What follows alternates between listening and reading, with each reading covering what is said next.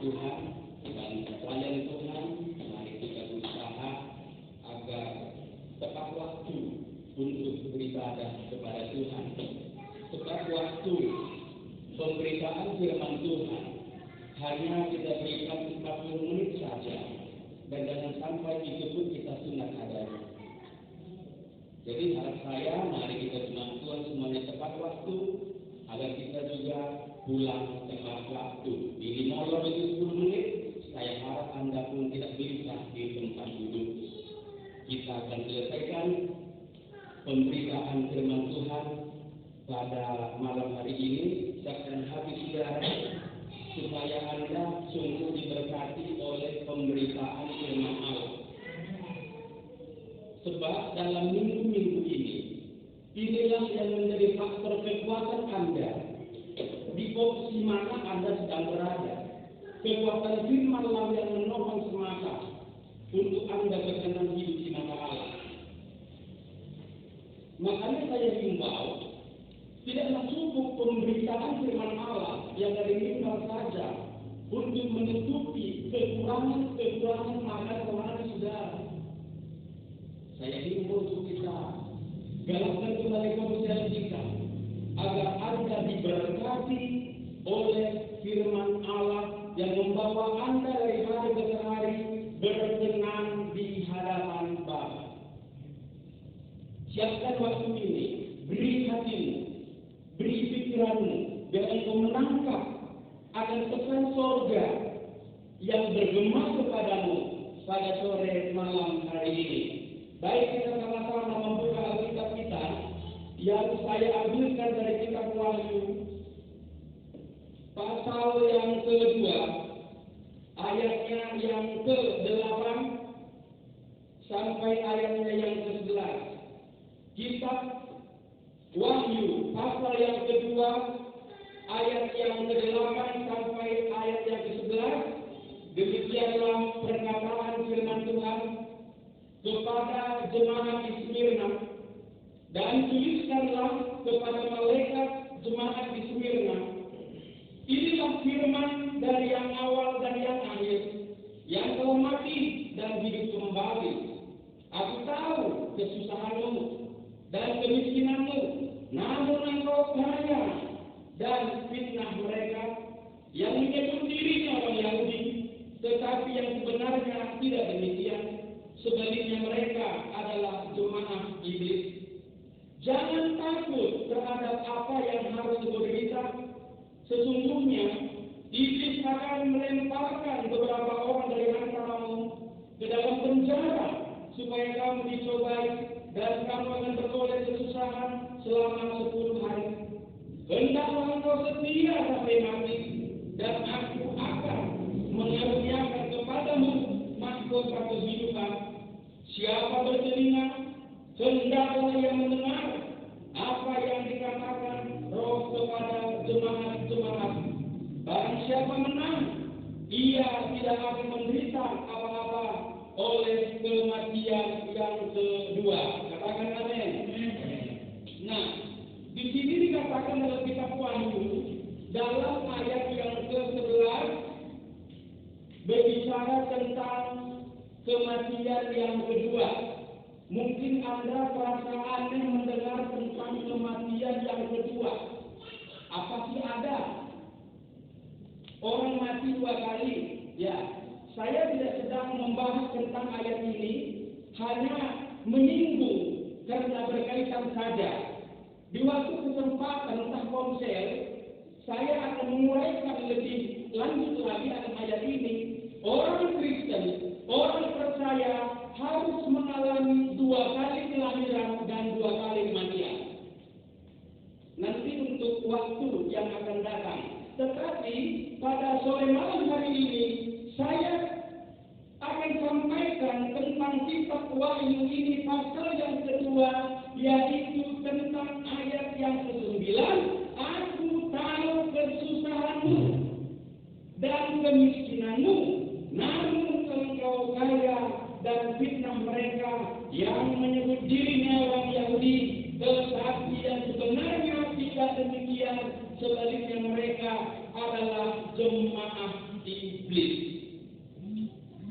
Nah, malam hari ini saya akan sampaikan tentang bahasa yang cukup sering kita dengar tentang agama. Ya, kalau kita berkenalan dengan Allah, kita nanya, agamamu apa? Atau lebih halus lagi, orang kadang-kadang memperhalus bahasa. Daripada berkata agamamu apa, kita sering memperhalus dengan istilah Anda ibadah hari apa. Itu lebih halusnya kan? Karena banyak orang tersinggung dengan kata-kata yang cukup kasar seperti itu. Nah, kalau kita berkata Anda ibadah hari apa? Oh, Jumat Om. Coba sendiri Jumat itu apa? Oh, Minggu Om. Oh, coba sendiri Sabtu Om. Sabtu apa itu? Advent, dari kata Adventus, ya seperti itu. Nah, sebenarnya arti agama itu apa sih? Ya, agama artinya itu huruf A, huruf besar itu A. Artinya adalah tidak. Lalu gama itu artinya kacau. Maka arti dari agama yang sering kita ungkapkan adalah tidak kacau. Itulah arti agama sebenarnya, yaitu tidak kacau. Nah, pada hakikatnya kata agama tidak kacau, tapi banyak yang kacau kok. Kristen juga banyak yang kacau. Saya bilang ya, PGRI kacau, MUI kacau, Buddha kacau, Konghucu iya. Banyak yang kacau. Artinya tidak sedang adem-adem saja. Banyak konflik yang terjadi di tengah-tengah agama. Dalam dunia ini banyak agama sebenarnya yang dimana menawarkan keselamatan, berkat jasmani, ketenangan batin dan jiwa. Namun satu hal, dari semua agama masing-masing, hanya kitab suci Alkitablah satu-satunya yang menawarkan jaminan tentang keselamatan. Hanya satu-satunya.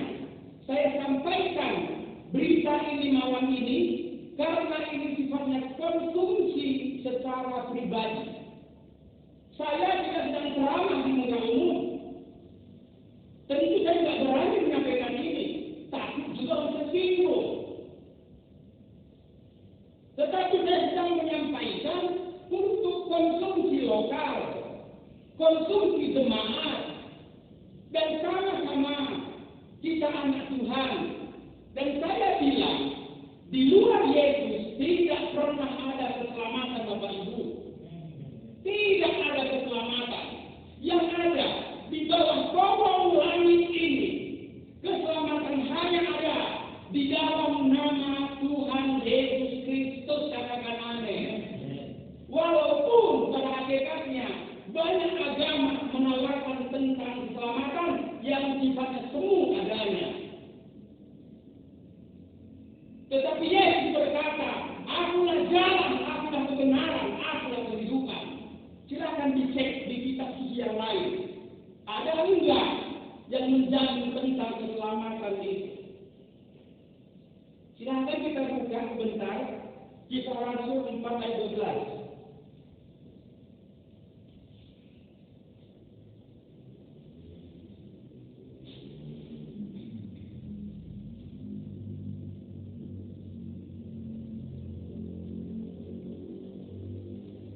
Ya, perhatikan. Ditulis di sini, dan keselamatan tidak ada di dalam siapapun. Jelas, selain Tuhan Yesus. Juga selain di dalam Dia, sebab di bawah kolong langit tidak ada nama lain yang diberikan kepada manusia yang olehnya kita dapat diselamatkan. Ini kelan kita suci, saudara. Jangan main-main dengan kebenaran ini. Tanam hidupmu dalam kebenaran ini. Hanya dalam Yesus ada keselamatan.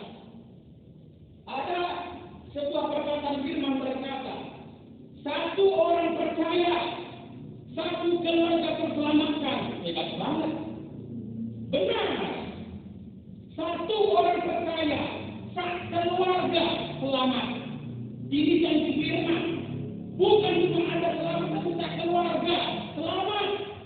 Itu jaminan firman. Caranya bagaimana, Mas? Ketika Anda menjadi seorang yang percaya kepada Yesus, maka hidup Anda menjadi garam dan surga yang terbuka di tengah-tengah keluarga Anda. Maka Anda sedang memberikan sebuah promosi keselamatan bagi keluarga Anda yang belum mengenal keselamatan itu. Itu caranya menjadi berkah. Kalau Anda sungguh-sungguh mencintai keluarga Anda, mencintai suami, mencintai anak, menantu dulu sekalipun, ini tugas Anda. Jangan cintamu berhenti di bumi saja. Hantarkan mereka ke dalam kerajaan Allah. Yang dimana keselamatan itu hanya ada di dalam nama Yesus. Ini kebenaran.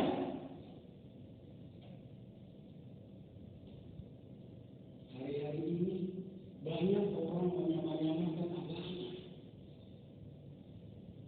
Duduk bersama boleh, diskusi iya, makan bareng monggo. Tetapi kita tidak boleh menyamakan tentang keselamatan dalam nama Yesus. Mudah hanya ada di bawah kolong langit ini. Keselamatan hanya ada di dalam nama Tuhan Yesus. Hanya Alkitab yang memberikan kepastian keselamatan itu. Silakan dicek di kitab suci yang lain. Tidak ada seperti itu. Hanya apa? Moga-moga. Alhamdulillah. Semoga. Tapi semoga enggak. Tidak. Akulah jalan kata Yesus dan kebenaran.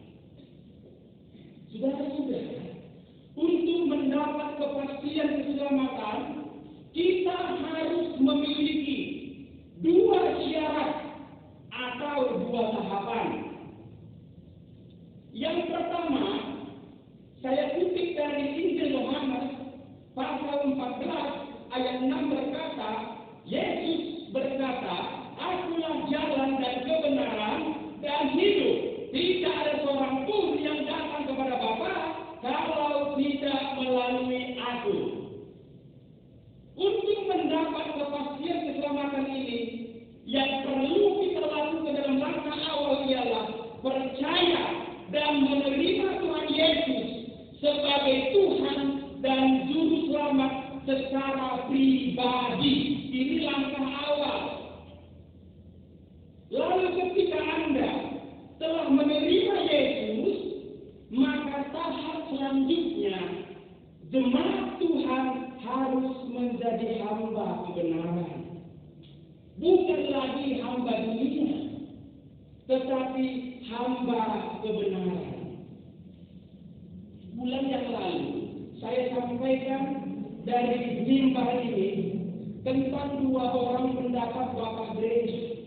Yang pertama, Yakobus Armenian berkata, keselamatan itu anugerah daripada Yesus. Dan keselamatan itu bisa hilang kalau bisa tidak menjadi hamba kebenaran. Hilang Bapak Ibu. Tetapi ada juga pendapat dari Johannes Calvin. Dia berkata keselamatan itu adalah mutlak. Ini sangat-sangat berbahaya sekali. Artinya nggak apa-apa deh orang itu sembrono, toh juga selamat. Mereka punya fondasi ayat masing-masing. Tetapi Alkitab berkata, kerjakanlah keselamatan. Bungkus dengan begitu rupa anugerah Allah yang telah diberikan kepada kita. Sebab anugerah itu cuma-cuma dan kita harus menjadi hamba kebenaran. Ini tahap awal Bapak Ibu. Terima Yesus sebagai Tuhan dan Juru Selamat secara pribadi. Lalu jadilah hamba kebenaran, sampaikan kebenaran, sampaikan keselamatan bagi orang-orang tercinta Anda, agar mereka juga memperoleh hidup yang kekal, kata Yesus. Itu langkah awal langkah yang pertama. Dan tidak berhenti di situ. Ada lagi langkah-langkah dan tahapan selanjutnya. Yang kedua, kita akan belajar tentang tahap pemurnian iman. Tahap pemurnian iman. Seperti yang telah kita baca dalam pasal 2 ayat ke-9 ini Bapak Ibu, Tuhan berkata kepada jemaat di Smyrna, aku tahu kesusahanmu. Mengapa mereka susah? Saudara-saudara, saat itu, kala itu, zaman itu, jemaat Smyrna hidup dalam tekanan mayoritas, yaitu orang-orang Yahudi yang membenci akan jalan Tuhan atau pengikut Yesus. Mereka cukup mengalami aniaya yang luar biasa. Mereka sangat dikucilkan, harta mereka dirampas, hak-hak mereka diperkosa. Itulah sebabnya Tuhan berkata, aku tahu kesusahanmu kau memang sedikit. Artinya orang itu adalah kaum minoritas, bukan mayoritas. Tapi mereka kaum yang sedikit. Nah, malam hari ini kasus minoritas, kasus minoritas adalah salah satu cara Tuhan untuk memurnikan dan mendewasakan akan umatnya. Jangan pernah berkecil hati, aku tinggal di Madura, aku tinggal di Pamekasan, kami ini orangnya sedikit, dan kita menjadi orang minoritas. Anda lalu kecil hati, buang semua pemikiran kepalsuan itu tidak benar. Saya sebagai hamba Allah tidak pernah berdoa untuk kota ini menjadi mayoritas. Maaf, saya tidak berdoa Bapak Ibu. Bahkan untuk bangsa ini, saya tidak pernah berdoa untuk menjadi kaum mayoritas. Tidak pernah. Tetapi saya berdoa, Tuhan, tambah-tambahkan jiwa di kota ini.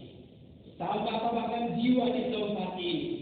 Saya tidak pernah berdoa untuk mayoritas di kota ini. Tidak pernah. Saya punya alasan tertentu. Saya punya fakta kebenaran tertentu. Lebih baik minoritas, tapi hidupnya berkenan di hadapan Allah. Amin. Enggak apa-apa minoritas, tapi berkenan. Lebih baik minoritas, tapi banyak bencana Bapak Ibu. Karena mayoritas belum tentu yang terbaik.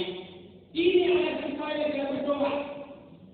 Karena yang mayoritas belum tentu yang terbaik. Terkadang mayoritas itu parah Bapak Ibu. Parah. Lihat saja contohnya.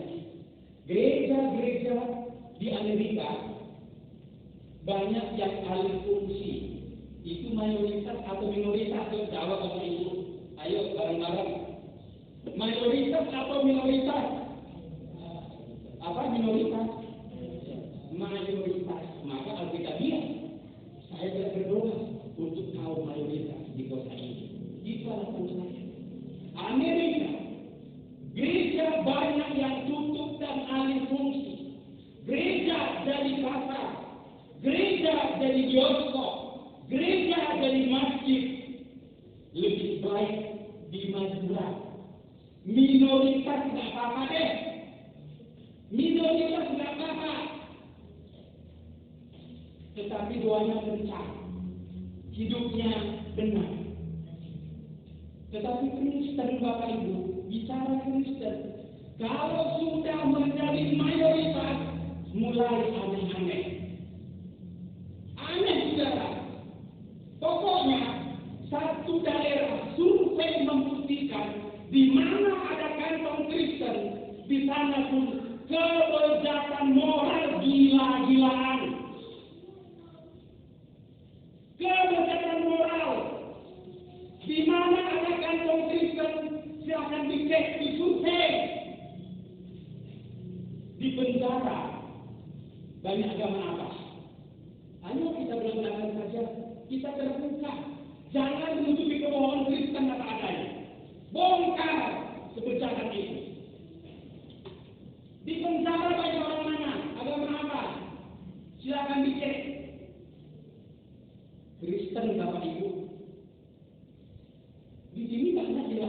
Kristen minoritas loh. Banyak juga nggak tahu sama yang lain, tapi minoritas. Silahkan dicek keadaannya, benar ada. Apalagi daerah mayoritas nggak karu-karuan. Itu begini. Belanda, LGBT dilegalkan. Korea Selatan, sesama jenis, oke. Spanyol, gereja dijual dari masjid. Inggris, gereja banyak tutup mata ibu dari bioskop. Survei mengatakan itu.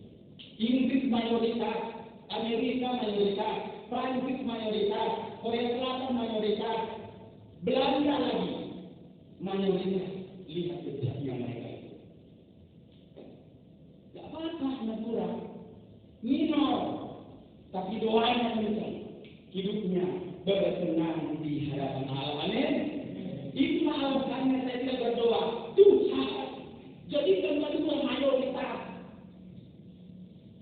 Karena minoritas itu adalah cara Tuhan untuk mendidik umatnya pada sebuah kedewasaan seperti jemaat di Smyrna. Mereka sedikit Bapak Ibu ditindak oleh kaum mayoritas, yaitu Yahudi. Maka muncullah ayat 9. Tuhan berkata, aku tahu kesusahanmu, aku tahu ketelanjanganmu, aku tahu kemiskinanmu. Tuhan tahu segala sesuatu. Jadi kalau kecil hati, kalau kita minor di kota ini, justru inilah uniknya kita bertumbuh dengan luar biasa di tengah-tengah kaum mayoritas yang ada. Amin. Malam ini kita bicara akan tahap pemurnian iman. Iman kita harus dimurnikan Bapak Ibu. Kita tahu hidup orang percaya bagaikan emas di tangan tukang emas. Emas itu mengalami peleburan, pembakaran, dan pada akhirnya akan menghasilkan emas 24 karat. Emas itu dimurnikan, dibakar, ditembak, dibakar, dibakar, dibakar. Itulah hidup saudara. Seperti emas Anda harus dibakar di tengah-tengah kaum mayoritas yang ada. Pemurnian iman. Lalu kemudian untuk mengalami proses iman, hidup orang percaya bagaikan tanah liat di tangan sang penjuna. Bagaikan tanah liat di tangan sang penjuna. Tanah liat mengalami proses yang begitu rupa agar diproses dan dibentuk menjadi bejana di tangan tukang periuk. Tanah liat diproses menjadi bejana. Seperti apa maunya tukang periuk itu. Mau bikin yang kecil, yang besar terserah tukang periuk toh. Tanah liat nggak boleh berontak. Itu diputar-putar pakai gilingan, dipipis-pipis pakai alat. Tanah liat tidak boleh berontak supaya dijadikan bencana yang luar biasa. Anda dengan saya dimurnikan lewat cara tukang emas dan bencana tanah liat itu sendiri. Agar iman Anda dan saya murni di hadapan Tuhan. Lalu ketika kita alami tahapan pemurnian lewat emas, lewat tanah liat, orang Kristen juga dimurnikan lewat gereja Tuhan. Ya, gereja Tuhan. Dan di awal saya bicara agama dan ada gereja. Sering kita tampilkan di pengakuan iman rasuli, ya, pengakuan iman rasuli, kita sering membaca di sana gereja yang kudus dan am. Gereja yang kudus dan am itu apa sih? Kita am apa mereka? Ngerti gitu loh. Gereja am artinya itu gabungan, ya, gabungan dari ras, gabungan dari suku, gabungan dari orang kecil, orang kaya, orang miskin, orang muda, orang renta, ngumpul semua dalam bentuk gereja dengan gedung gereja. Itulah disebut dengan gereja am. Kata am itu diambil dari kitab Hosea pasal 2 ayat 17, yaitu am dan ruhama. Di sana ada kata ani dan ruhama. Maka dari kata itulah diambil kata am. Hosea 2 ayat 17 yang dibuka. Ini munculnya pengakuan rasuli dari kata ani menjadi am.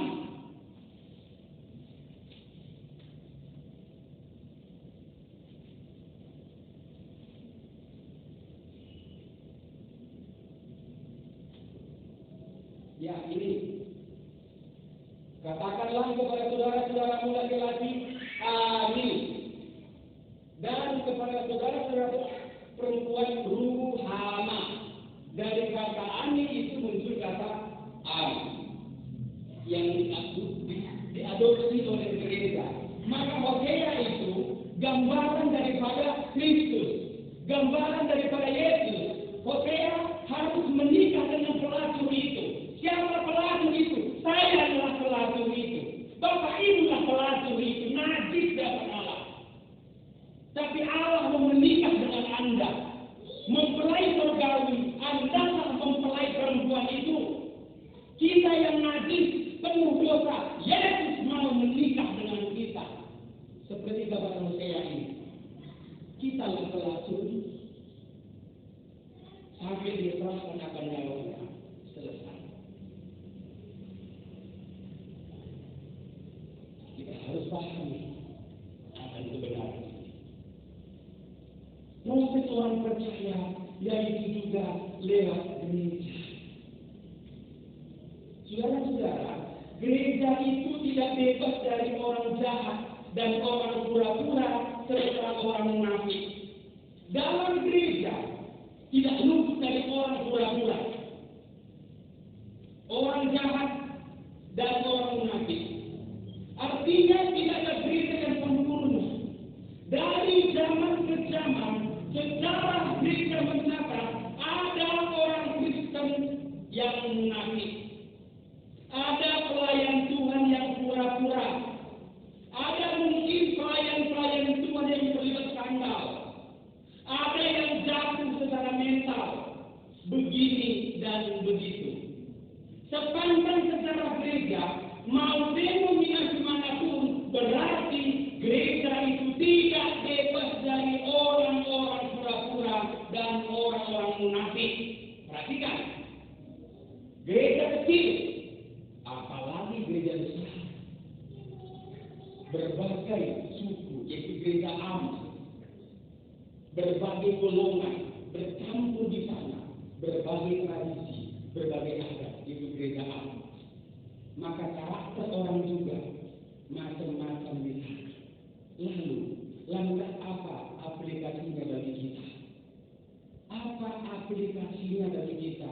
Kalau kita melihat keadaan yang telah saya terangkan ini, banyak orang jahat, banyak orang pura-pura, hamba Tuhan pendeta, tidak tahu dosen apapun, jatuh dalam skandal seksual.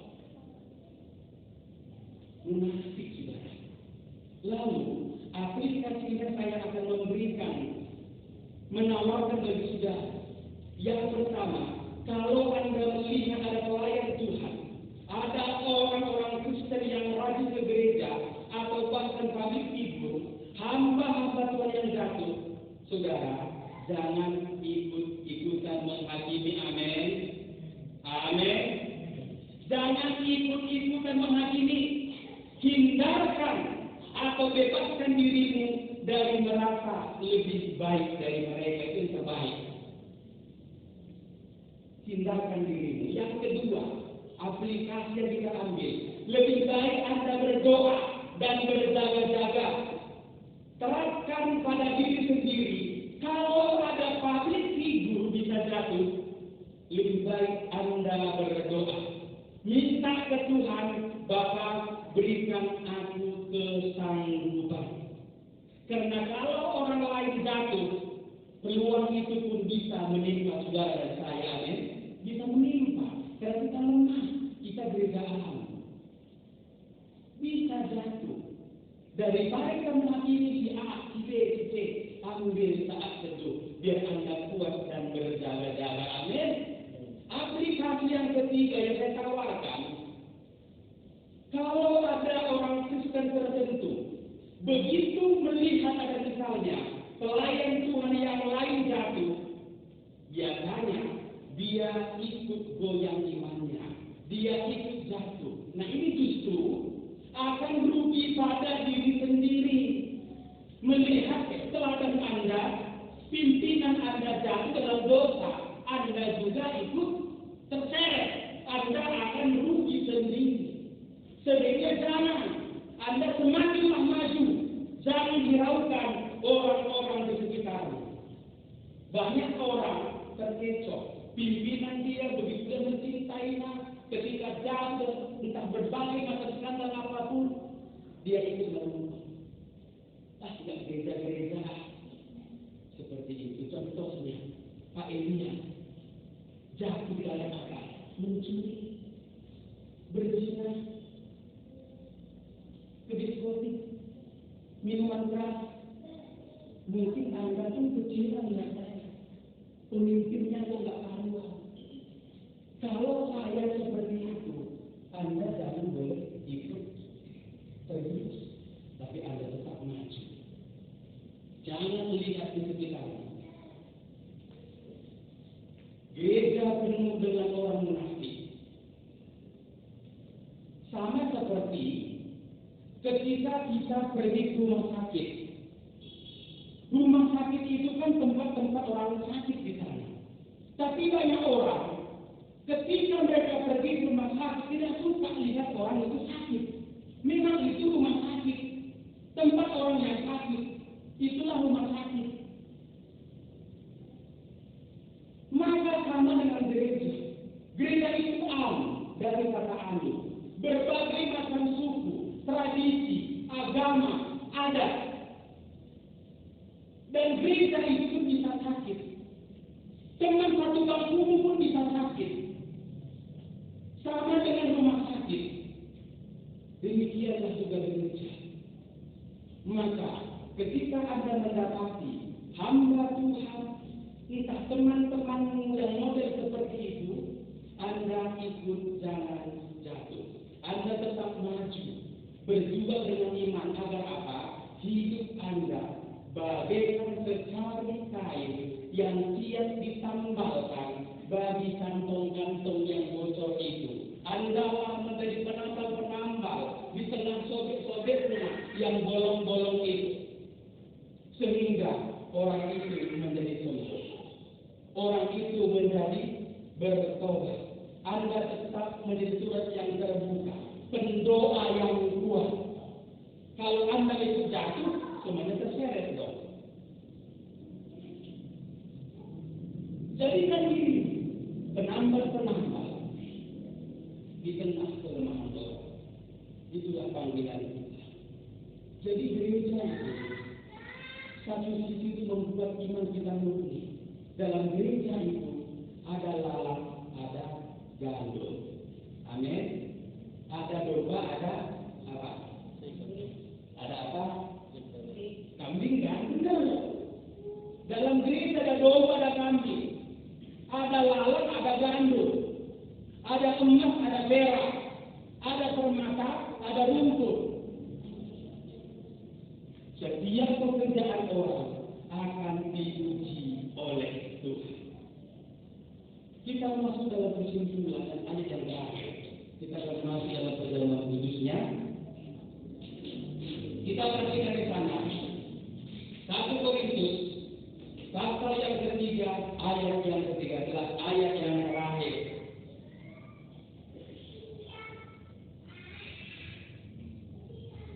Ya, ini ayat yang terakhir Bapak Ibu. 1 Korintus pasal yang ketiga, ayat yang ke-13. Sekali pula pekerjaan masing-masing orang akan nampak, karena hari Tuhan akan menyatakannya, sebab ia akan nampak dengan api, dan bagaimana pekerjaan masing-masing orang akan diuji oleh api itu. Bapak Ibu, di awal saya sampaikan, biarkan dirimu menjadi emas yang siap dileburkan, supaya kemanapun Anda berada, emas tetap emas. Amin. Siapkan dirimu bagaikan tanah liat yang siap dibentuk oleh sang penjunan itu, seperti apa yang Tuhan inginkan dalam hidupmu. Jangan berontak. Saya tahu proses itu sakit. Jemaat di Smyrna diproses begitu rupa. Mereka dianiaya, dikucilkan, hak mereka diperkosa, tapi Tuhan Maha tahu. Aku tahu segala kesusahan ini. Mayoritas itu kadang-kadang membuat kita hebat di tengah-tengah kaum minoritas. Itu cara Tuhan, alat Tuhan untuk mendobrak iman kita menjadi iman yang sungguh-sungguh kuat dengan nyala api itu. Dalam proses pemurnian iman, faktor mayoritas dan minoritas, aniaya, fitnah, tantangan dan ancaman, bahkan peluang kekecewaan atas gereja yang ada adalah alat dan cara Tuhan untuk memurnikan iman kita. Biarkan dirimu diproses oleh Tuhan bagaikan tanah liat di tangan sang penjunan. Burung yang terkulai takkan dipatahkannya, dan sumbu yang telah pudar takkan dipadamkannya. Itulah saudara yang saya yang akan Dia jadikan terang bagi kemuliaan-Nya. Amin. Berikan sorak-sorai bagi kita. Sangat baik-baik firman ini. Keselamatan itu hanya ada di bawah kolong langit, di dalam nama Tuhan Yesus. Amin. Haleluya. Tuhan Yesus memberkati. Haleluya. Kita akan masuk dalam pertemuan kudus. Saya mengundang untuk pemuji maju ke depan, dan petugas perjamuan kita akan berdoa di hadapan Tuhan. Bapa di surga, terima kasih Tuhan buat pemberitaan firman-Mu pada malam hari ini ya Bapa, bahwa iman kami harus teruji di hadapan-Mu. Apakah kami sungguh mencintai Tuhan? Apakah sungguh hidup kami seperti tanah liat yang siap dibentuk oleh Bapa menjadi bejana yang Tuhan inginkan? Biar kami Tuhan sungguh memberikan akan hidup kami kepada-Mu, seperti apa yang Tuhan mau sesungguhnya di hidup kami.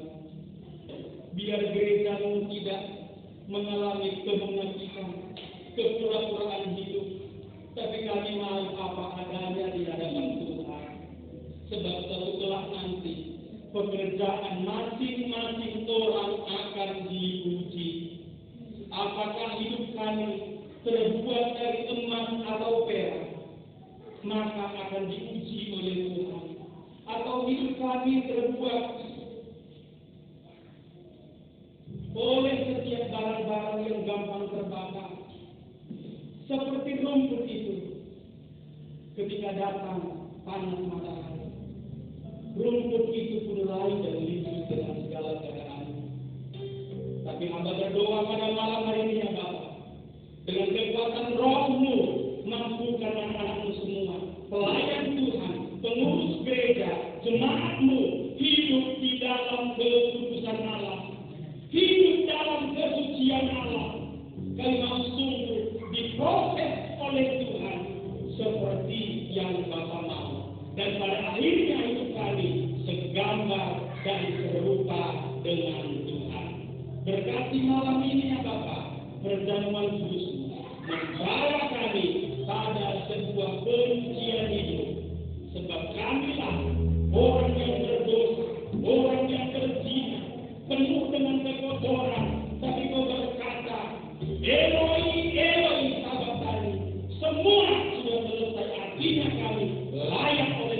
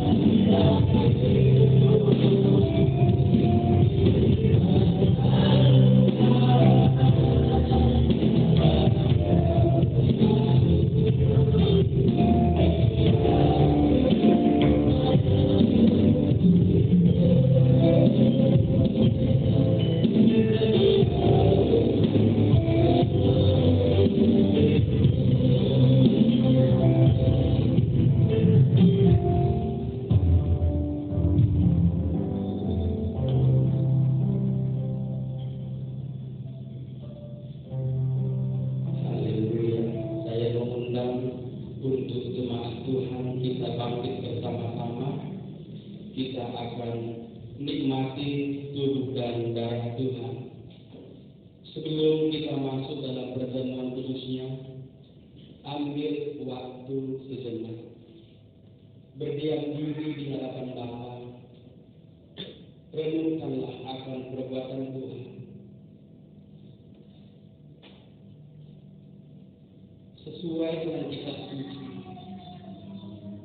kitalah sang pelacur itu, kitalah orang berdosa, kitalah orang najis, kitalah orang jahat, kitalah orang pura-pura.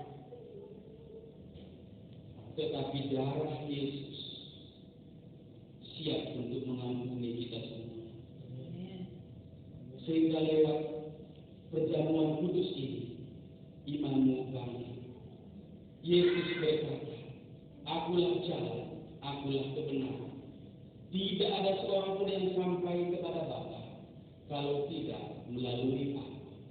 Di bawah kolong langit ini hanya ada satu nama, keselamatan, yaitu di dalam nama Tuhan Yesus. Terima Tuhan Yesus sebagai Tuhan dan Juru Selamat dalam hidup, dan alamilah proses pemurnian iman. Bagaikan emas, bagaikan tanah liat di mata Sang Penjuru, agar hidupmu dipoles menjadi kemuliaan bagi namanya. Seperti sumbu yang pudar itu tidak dipadamkannya, tapi dia akan jadikan kemuliaan bagi namanya, yaitu saudara dan saya. Saudara-saudara, angkat roti, melebihi kepala kita, dan dengarkanlah firman Tuhan. Sebab apa yang telah kutuliskan kepadamu telah aku terima dari Tuhan, yaitu bahwa Tuhan Yesus pada malam waktu ia diserahkan mengambil roti, dan sesudah itu ia mengucap syukur atasnya, ia memecahkannya dan berkata, inilah tubuhku yang diserahkan bagi kamu, perbuatlah ini menjadi peringatan akan kamu. Apakah kita percaya bahwa roti ini benar-benar persekutuan dengan tubuh Tuhan Yesus? Amin. Makanlah dalam nama Tuhan Yesus.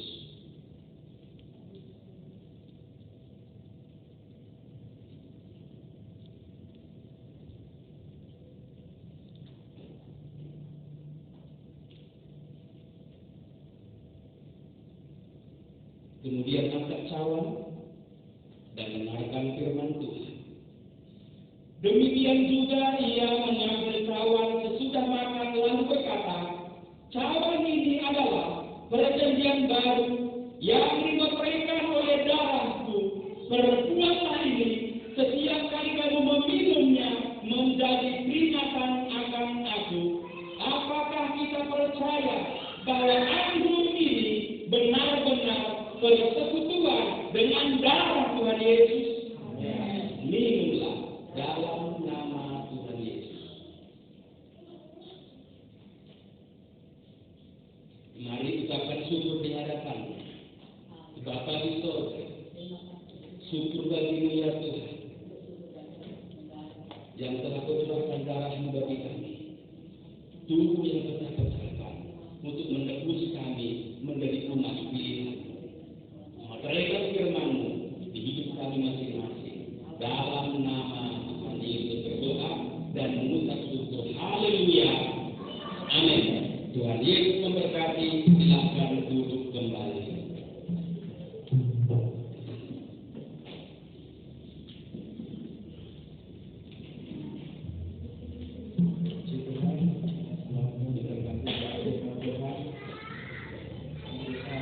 Syukur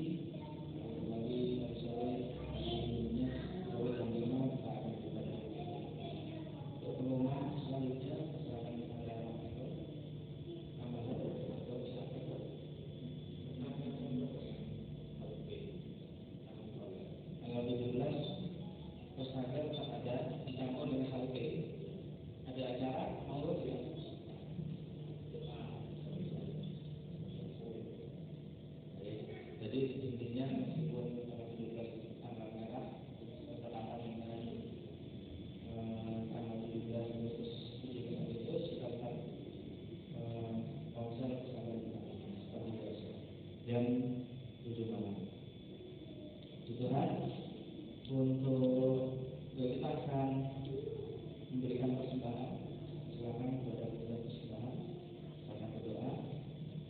Tuhan, kami ucap syukur, kami akan memberikan persembahan. Kami percaya bahwa Dia memberkati setiap anak malam hari ini. Dan kami percaya persembahan ini kami berikan dengan sukacita kepada Tuhan untuk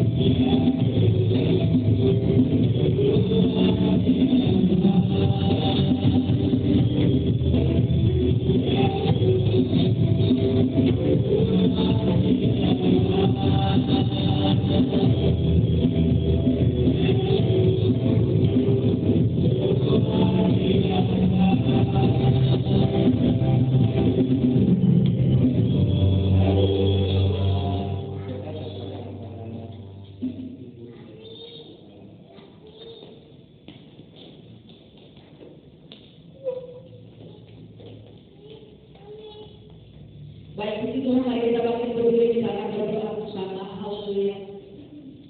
Terima kasih Tuhan, terima kasih. Kami agungkan nama-Mu Tuhan kami yang hidup, yang sudah memberkati kami. Sepanjang minggu Tuhan memberi kami makan dan minum. Sepanjang minggu Tuhan menjagai kami kemanapun kami melangkah. Sepanjang minggu Tuhan memelihara hidup kami, menyertai kami dalam segala kegiatan kami. Tuhan memberikan kami cukup berkat untuk kami menikmati. Kami bersyukur atas semuanya itu ya Bapa. Dan saat ini pun Engkau sedang menyediakan berkat-berkat atas hidup kami untuk kami nikmati sepanjang minggu ini. Kami terima saat ini di dalam nama Tuhan Yesus Kristus. Dan kami bersyukur untuk seluruh jemaat Tuhan di tempat ini. Dalam nama Tuhan Yesus, kami memberkati semua jemaat Tuhan, pekerjaan mereka sepanjang minggu ini. Kemanapun mereka melangkah sepanjang minggu ini, Tuhan menyertai, Tuhan mendampingi, Tuhan memberikan kekuatan baru di dalam nama Tuhan Yesus Kristus. Mari kita berdoa bersama untuk gereja Tuhan di tempat ini. Kami memberkati gereja di tempat ini ya Tuhan. Ini milikmu, ini pekerjaan